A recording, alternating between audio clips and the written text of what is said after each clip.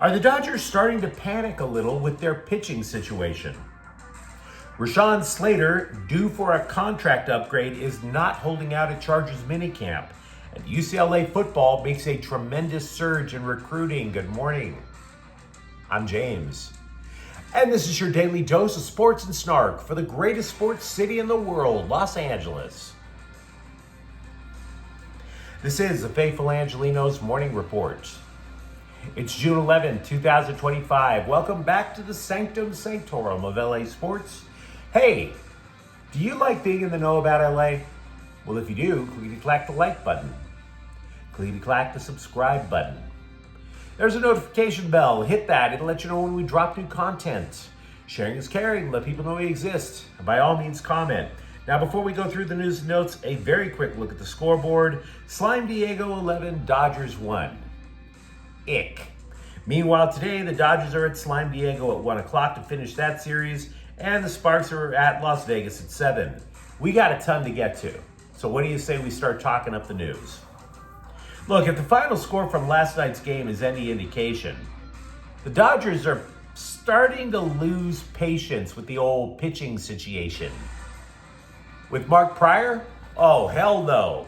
That dominatrix turned pitching coach can continue all the sadomasochistic methods he wants. What they are doing is they're starting to accelerate the rehab on at least 3 injured starting pitchers. So the Dodgers, for example, are now talking up the potential return of Shohei Ohtani before the All-Star break.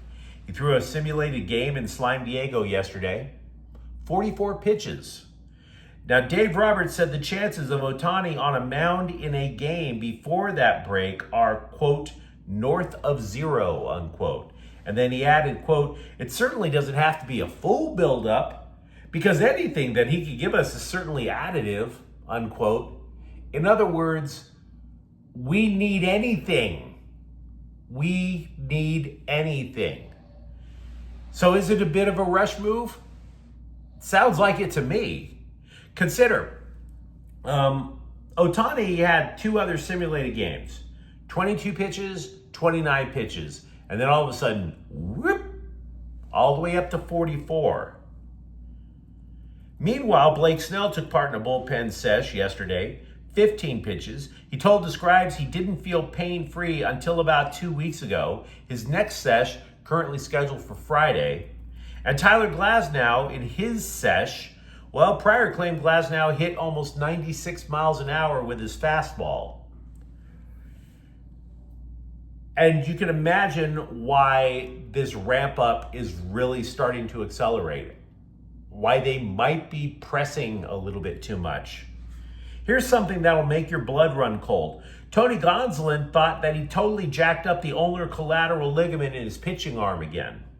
Because if it had snapped, he'd have been facing another Tommy John surgery inside of 2 years. An MRI report suggested the ligament was still intact, but according to Gonsolin, quote, it definitely felt different than 2 years ago. I would say I'm probably having more pain now than 2 years ago. I think the fact that it was so achy, I thought there might be a little tear in it, but there wasn't. It's definitely a relief that it's not surgery right this second, unquote. Now, does that sound optimistic to you? I have more pain now than what I had than the injury that took me to the operating table? Really? And yet, once again, saying it almost every day due to the annual epidemic of Dodger injured pitchers. Mark Prior is not being held accountable for any of this. By the way, reliever Matt Sauer made yet another return to LA last night from the Midwest manure pit. In a corresponding move, the Dodgers designated Jose Urena for assignment. So we got a lot of Dodger pitching news to talk about. Feel free to let me know what you think in the comments thread. Mandatory minicamp opened for the Chargers, and arguably the biggest news that came out was that instead of being disgruntled, left tackle Rashawn Slater was quite gruntled. He was a full participant. Slater's peeps and Chargers brass have been talking about an extension. Now look, he's under contract for next year, right? So this isn't exactly charity work. It's just that it's the final year of his rookie deal. And the expectation is whatever contract he's going to sign is going to reset the market for offensive linemen just completely. Moreover, the so-called first-team offensive line included not only Slater at left tackle, but we've been talking about this. Who's playing center? Who's playing left guard? The first-team offensive line had Johnson at center, Zion Johnson at center, and former center Brad Bozeman shifted over to left guard. Now, there's more to talk about with the Chargers. We talk a lot about Dodger health. What about Charger health? Well, the players are fine. It's the coach that could drop dead. If Jim Harbaugh, we've been talking about this now for a year, and I say this with no sense of joy. I don't have a problem with Jim Harbaugh, but if Jim Harbaugh undergoes any more heart procedures, he's going to look like Chris Farley pounding his own chest during one of those old skits about the Bears on SNL. And by the way, that's not a harbinger of good tidings because Chris Farley, who played that character, is dead. Harbaugh told the scribes he has a clean bill of health after undergoing both a heart ablation and a hip replacement. He says he has a clean bill of health, and I don't buy it. I don't. Again, don't get me wrong. No problem with the guy. Don't want him croaking on the sidelines. But you've had multiple heart procedures, my dude. Not mine. You don't undergo multiple heart procedures and get an A+ grade, as he claims. You don't get such a clean bill of health that it's almost like the doctors are like, hey, bruh, you're so great. Why don't you run wind sprints with Lad McConkey? You undergo multiple heart procedures and your doctors are pretty much going to tell you to lighten the hell up so you don't die. Also, the Bolts' leading rusher from last season, J.K. Dobbins, has signed with the Denver Broncos. Now look, this is a fair outcome for the guy. He's not as dominant as he thinks he is because he keeps getting injured. But he had more than 900 rushing yards last year. Did he really deserve to fall to third on the Bolts depth chart? Of course not. Let the guy have a chance to go follow his passion and play.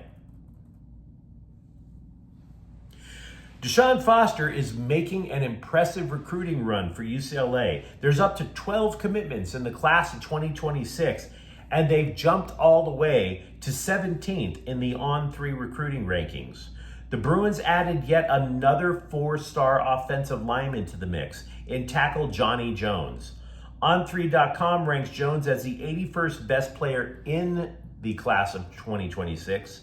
A scouting report is claiming that Jones is better right now at run blocking than pass protection, which is a little awkward for a tackle. But either way, if you're a Bruins fan, you have to consider the possibilities with just what happened this weekend alone in recruiting, right? You could theoretically put Johnny Jones at one tackle and fellow 4-star recruit Micah Smith at the other tackle, provided, of course, both keep their word and go to UCLA. They could either line up at opposite ends of the line, or you could take both 4-star recruits, because Jones could also play guard, and just build a wall on one side of the offensive line. A lot of successful football teams do that. Then UCLA addressed defense. They added a 3-star linebacker in Ramzak Froyen of Washington. I don't think this guy's going to pull his commitment. He said he's coming to UCLA because he would run through a wall for the defensive coaching staff. Run through a wall? They didn't even give you a jersey yet, dude.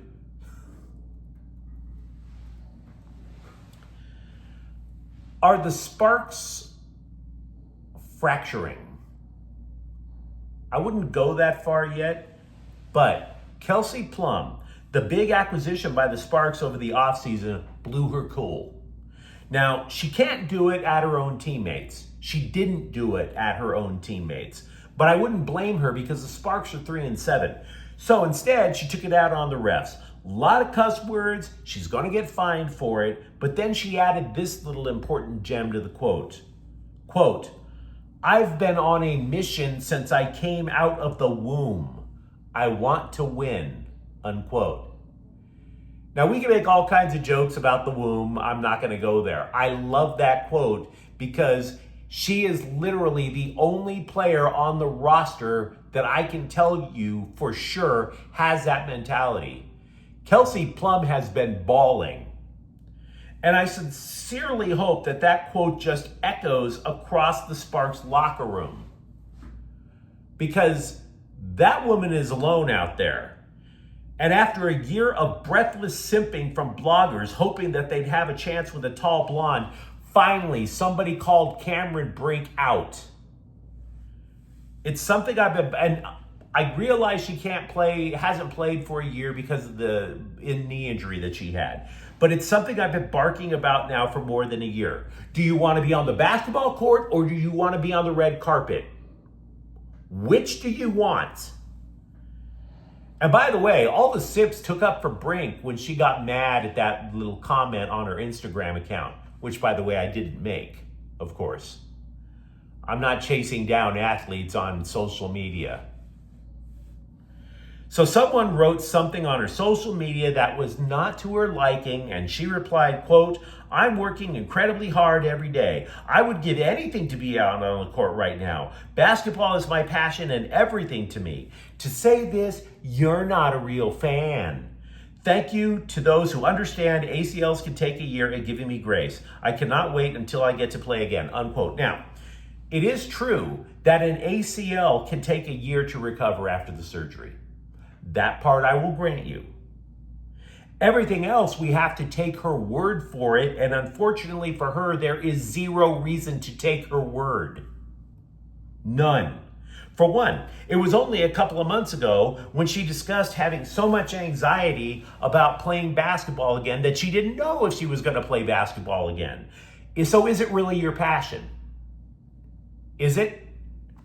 You've also said, quote, "I'm not defined by basketball," unquote. Well, Kelsey Plum apparently is defined by basketball. And those are the players that you want on your team. The Sparks, we've said this before, they were once the glamour franchise of the WNBA. They tanked the year before, tore their roster apart to rebuild it with Brink as the centerpiece, and they still stink.